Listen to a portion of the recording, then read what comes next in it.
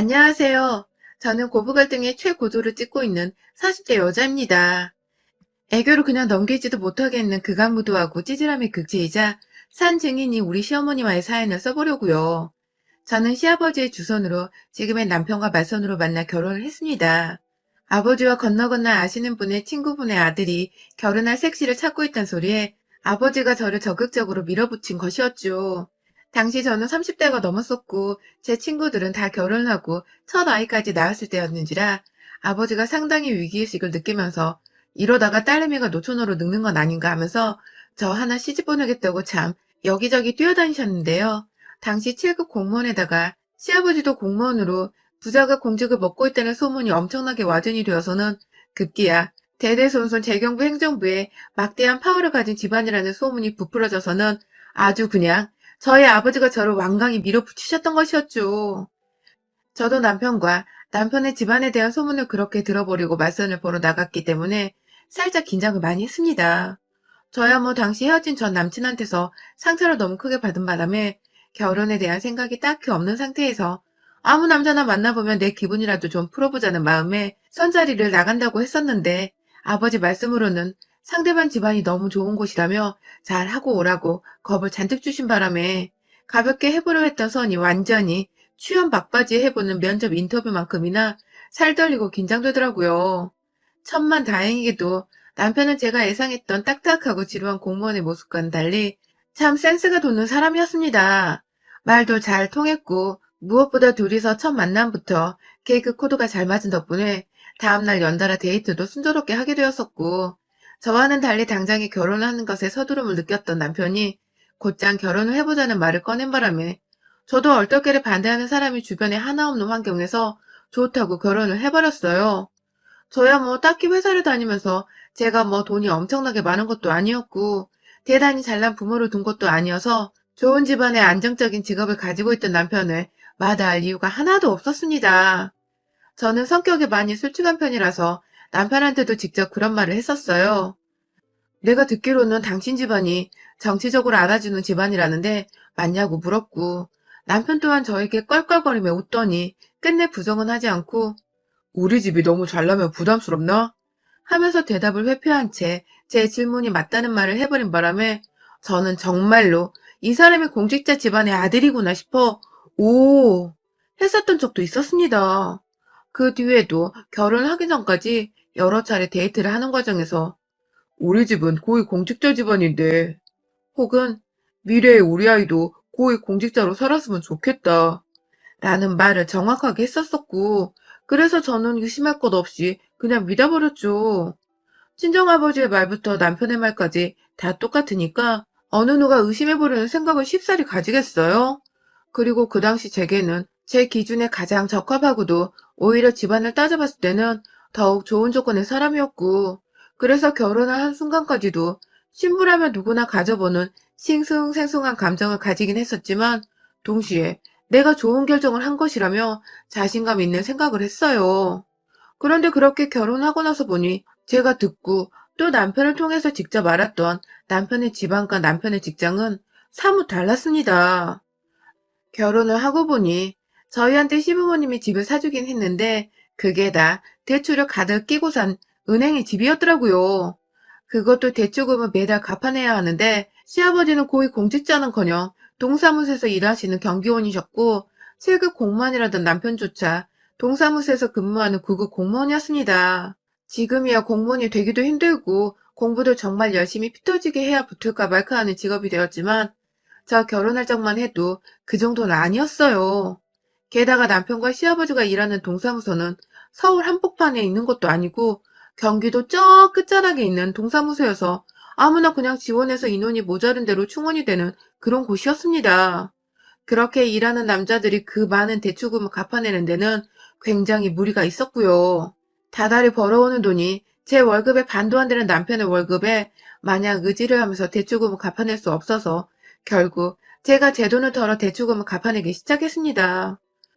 솔직히 말하면 결혼 초반부터 왠지 거대한 사기를 당해버린 것 같아서 기분이 굉장히 불쾌하고 혼돈의 연속이었어요.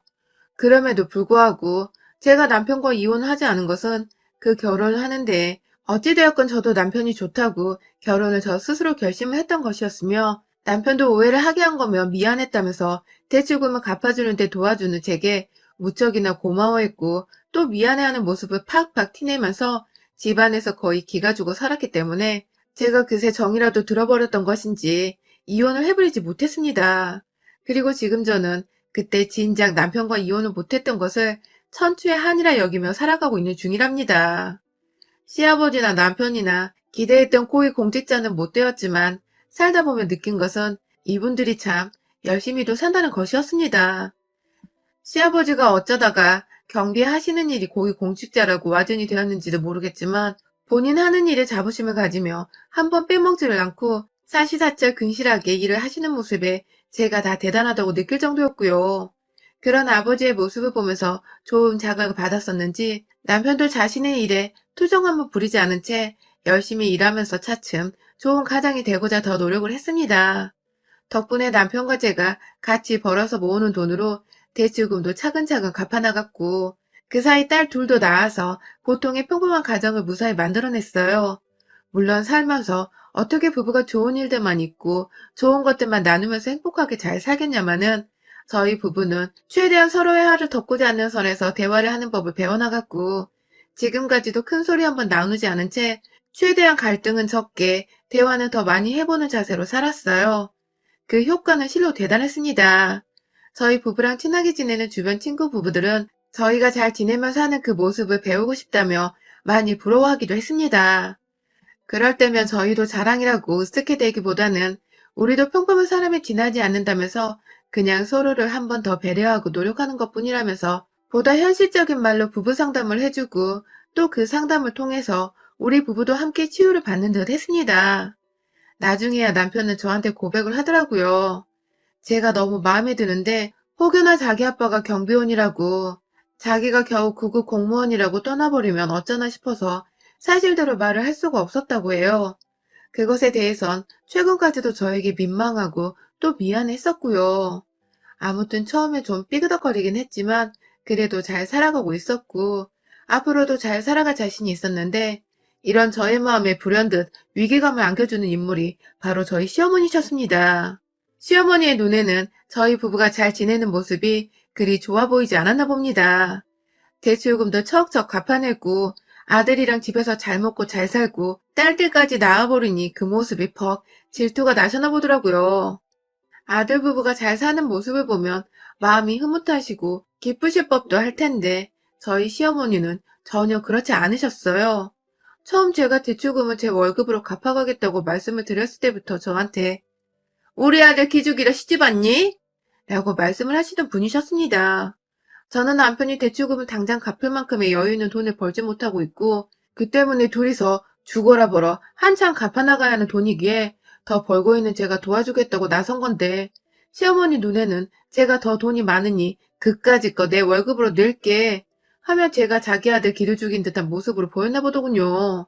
문제는 저는 이렇게 갚아야 하는 빚이 많은 줄도 모르고 시집을 온 어찌 보면 졸지에 집 산다고 빚을 지고 결혼을 해서 저한테 면목없고 염치 없어 하는 남편과 시아버지 앞에서 시어머니는 아주 당연하고 별것 아니라는 듯이 제가 그럴 가치가 있는 애야?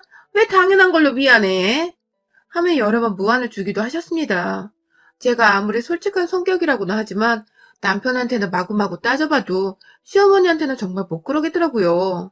시어머니가 제 옆에서 저 싫다는 쓴소리와 한숨을 푹 쉬면서 얼굴 표정 하나라도 찡그리기 시작하면 막 눈치가 보이고 내가 뭘 더 잘못하진 않았을까 싶어서 가슴 졸이게 되는데 참 저도 제가 왜 이러는지 모르겠더라고요. 그만큼 시어머니 인상이 정말 무서운 것도 있었고 제가 뭐라 말대꾸라도 하려는 듯 입이 삐쭉 튀어나와 있으면 넌 뭐 할 말 있니? 네가? 하며 가소롭다는 듯 물어보셔서 제가 그냥 하고자 하는 말도 꾹 삼켜버렸죠. 손녀들은 예쁘신지 애들한테 뭐라고 그러신 적은 단 한 번도 없었지만 애를 둘이나 낳았는데도 네 마누라가 여자로 보이냐면서 남자는 그렇게 살지 않아도 된다는 뭔 개소리를 하면서 남편이 바람을 피워도 이해를 할 수 있다는 식으로 말을 꺼내셨다가 저희 둘째가 할머니 왜 말을 그렇게 해요? 하고 앙칼지게 할머니를 쳐다보며 대화가 끝났어요.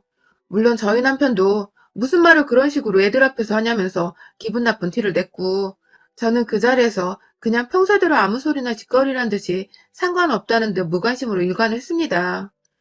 애초에 며느리에게 시샘을 할 수밖에 없는데 경계를 하셨던 시어머니는 제가 마흔이 다 넘어서도 그 짓을 변함없이 해대셨습니다. 저 마흔 되던 그 해에는 남편 생일날 시부모까지 다 집에 모셔서 다 같이 그냥 소복하게 밥을 먹었었는데요. 제가 마흔이 되었다는 걸 저희 딸한테서 듣고는 입을 쩍 벌리시더니 급기야 그거밖에 안 됐어? 라고 하시더라고요. 네, 제가 그것보다는 훨 더 나이가 들어 보이는데 겨우 마흔이냐고 절 비꼬는 소리였어요. 뭐 그렇게 간단하게 기분을 잡치게 하는 말은 제가 한두 번 듣는 게 아니었던지라 얼마든지 참을 수 있었습니다. 하지만 옆에서 남편이 겨우 마흔인데 엄마는 그 나이 먹고도 그런 말을 기분 나쁘게 해?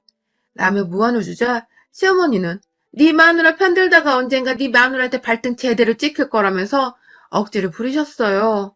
제가 조만간 바람이라도 피운다거나 짐 싸서 아이들까지 데리고 이민을 가버리기라도 한다는 듯이 제가 들어도 황당한 말씀을 하신 바람에 제가 참 남편 생일날 결국 눈물을 글썽이다 그 자리에서 더는 못 앉아 있겠다면서 혼자 소주라도 마시려고 딸내미들이랑 집 나가서 집 앞 편의점에서 몇 시간 앉아 있었답니다.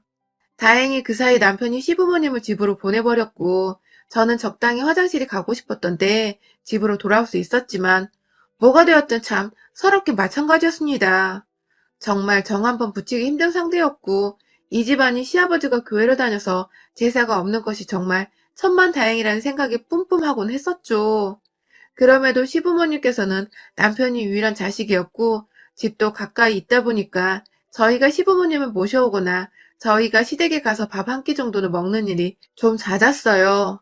코로나 터지고 나서도 딱히 저희는 서울에 살던 게 아니었기 때문에 그리고 코로나가 막 터지는 그런 동네도 아니었기 때문에 비교적 마스크만 쓴 채 전과 다름없는 일상을 유지해갔고 그렇게 저희 가족들이 시댁도 자주 들락날락 했었는데요. 가족들끼리 앉아있다 보면 아이들이 애교를 부리거나 웃게 만들어줄 때가 참 많잖아요.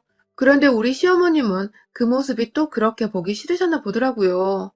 한 번은 저희가 앞에서 최신 노래를 막 불러대는 딸아이 동영상을 찍으며 시끌벅적 웃고 있었는데 뒤에서 나타난 시어머니께서 니들은 그 나이에도 같이 웃니? 하면서 별 희한한 부부를 본다는 듯이 쳐다보더라고요. 급기야 제 남편 옆으로 가 앉더니 네가 참 점잖은 애였는데 하면서 딱하다는 듯 쳐다보는데 그 모습은 마치 제가 남편을 다 버려놨다는 식으로 들리더군요. 아니나 다를까 시어머니는 곧장 저를 쳐다보더니 네가 참 말도 많고 탈도 많아 애가 이렇게 변한 건가 보다 하면서 찌쩍거리셨습니다.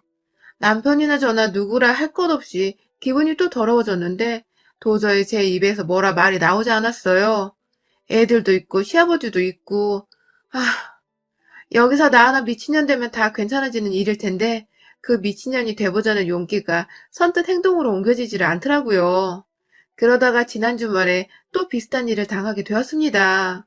사실 저희 가족이 웃고 있을 때마다 옆에 와서 시어머니는 꼭 그만 웃으라는 듯이 말을 툭 끊고는 저희 남편의 관심을 사보겠다며 뜬금없이 손톱깎이를 들고 오셔서는 눈이 침침해서 잘 안 보이니 잘라달라고 하신 적이 많았어요. 한 번이 아니라 정말 여러 번 그랬고 그러다가 남편의 시선이 다시금 저희에게 오려고 하면 기다렸다는 듯이 발톱도 잘라줘라 하면서 남편을 도로 붙잡기도 하셨었죠. 그 짓을 지난 주말에 시댁에서 다시금 해버리셨답니다. 밥 먹으러 오라고 연락이 와서 얼떨결에 집에서 좀 쉬고 있다가 점심을 먹으러 시댁에 갔어요.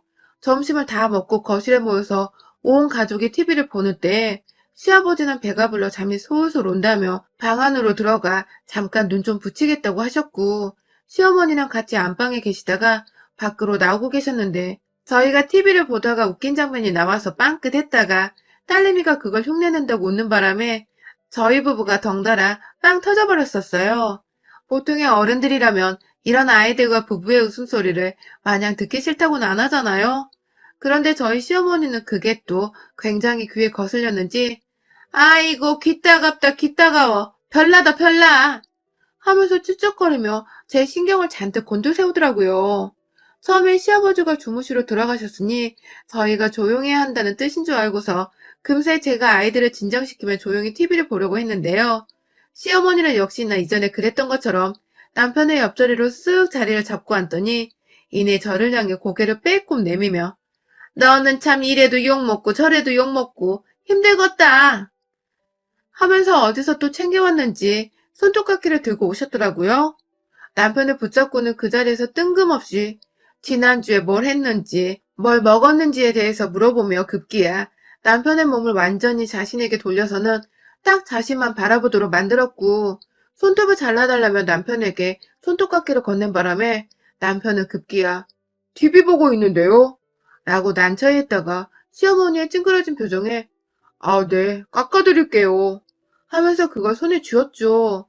그런데요, 시어머니가 그렇게 남편을 돌려세우고는 한다는 말씀이 넌 네 와이프랑 안 지겹니? 맨날 그렇게 붙어서는 라면서 애들 다 있는 앞에서 부부 사이가 안 지겹냐 소리를 하시더니 급기야 저를 또 쓱 쳐다보시더니 곱게 늙을 줄 알았는데 저렇게 늙을 줄 알았음. 내가 맞서 안 보게 하는 건데 하면서 이번에는 꽤나 센 뻘소리를 해대면서 저를 확 빈정상하게 하더라고요.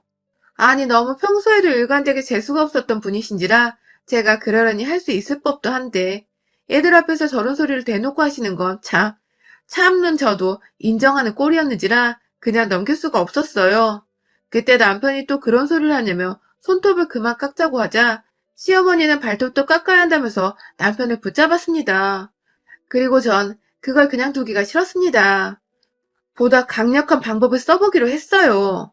남편에게서 손에 들고 있던 손톱깎이를 제가 받아냈어요. 제 손으로 시어머니 발톱 한번 깎아드리지 못했다면서 제가 직접 깎아주겠다며 시어머니 발목을 비틀어 잡아서는 아빠 다리를 하고 앉은 제 앞에 갖다 댔고 이내 당황하며 안 잘라도 된다고 다음에 자를 거라고 발을 빼려 하는 시어머니의 다리 위로 급기야 제 다리를 얹어서 완전히 움직이지도 못하게 고정을 시켜버렸습니다. 그리고는 이내 어머님 자릅니다 하고 엄지발톱에 손톱깎이를 들이밀고 싹둑 잘라내는데 하하 시어머니가 야 이년아 하며 괴성을 질러버리셨습니다. 그렇습니다. 제가 시어머니의 발톱에 새겨져 있는 하얀 그 선보다도 더 깊숙이 미세한 길이었지만 살점에 가까워 잘리면 물만 닿아도 따끔거리고 아파 죽겠을 그 길이까지 아주 그냥 시원하게 싹둑 잘라버린 것입니다. 시어머니는 피도 안 나지만 뭔가 스멀스멀 붉은 피가 발톱 발에 아래까지 퍼져버린 그 발톱을 쥐어 만지면서 아파 죽겠다고 난리를 떠셨고요. 저는 저대로 어머 어머님 죄송해요 하면서 얼굴에 미소 가득 담은 채로 사과를 하는 바람에 시어머니는 그게 또 혈압 올라 죽겠다며 너 웃어? 웃어? 하면서 화는 내는데 일어서진 못하더라고요. 저는 끝까지 마저 잘 잘라보겠다고 제 다리에 힘을 더 준 채로 시어머니 다리를 고정시킨 채 손톱깎이를 인해 반대쪽 엄지발가락 앞에다가 바짝 대버리니 시어머니는 계속해서 제 다리를 떼어내겠다고 한참을 다리를 치기도 하고 자기 몸을 흔들어대더니 이내 아주 정말 벼락을 맞은 사람 마냥 완전히 아무 행동도 못하게 정지를 시켜버린 후 제가 혹여나 또 다른 엄지발톱에 피를 내버리는 건 아닌지 혹은 따갑고 아파 죽겠을 만큼 바짝 발톱을 잘라내지는 않을지 걱정이 되셨는지 눈을 아주 꼭 감으시고는 손에 주먹까지 쥐시고 부들부들 떨었습니다. 누가 보면 제가 어른을 고문이라도 하는 줄 알겠더라고요.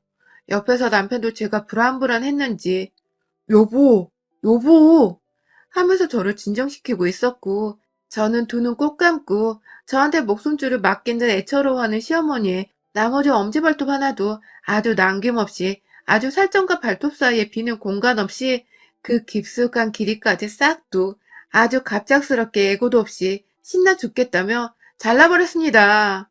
시어머니는 급기야 제가 다른 발톱에 그리고 시뻘겋게 부어오르는 발톱을 쥐어 만지다가 급기야 너무 긴장을 했는지 깊은 탄식을 쏟아내셨고 저희 큰딸은 옆에서 엄마가 고소해하는 표정을 그대로 읽어버린 건지 할머니 눈치를 보다가 절 보며 방긋 하더라고요. 저는 그렇게 시어머니의 엄지발톱 두 개를 아주 건드리기만 해도 짜증이 솟구칠 만한 정도로 만들어버린 후에야 제 할 일을 다 했다는 듯이 어머님 이러시니까 발톱을 못 깎겠어요. 일부러 그런 건 아닌데 앞으로 어머니의 손톱 발톱은 제가 다 깎아드릴 테니 남편 그만 부르세요. 하면서 아예 집안에 있던 손톱깎이 통까지 챙겼습니다. 그 사이 발톱에서는 슬슬 시뻘건 피 같은 것이 올라오는 게 보이기 시작했고, 저는 그걸 제 두 눈으로 확인한 후에야 딸내미들이랑 집으로 왔습니다. 네, 저 없는 사이에 발톱은 자르지 말라는 저의 깊은 뜻이었던 것이죠. 시어머니는 며느리 손에 발톱에 아작날 뻔한 사실이 공포스러우셨는지 나가는 저를 그냥 쳐다도 못 보고 발톱만 만지작거리며 넋이 나가 계셨고, 남편은 시어머니 상태를 확인하고 나서야 집 가고 있는 저희 가족을 따라 나서며 아찔했다. 다음엔 그러지 마.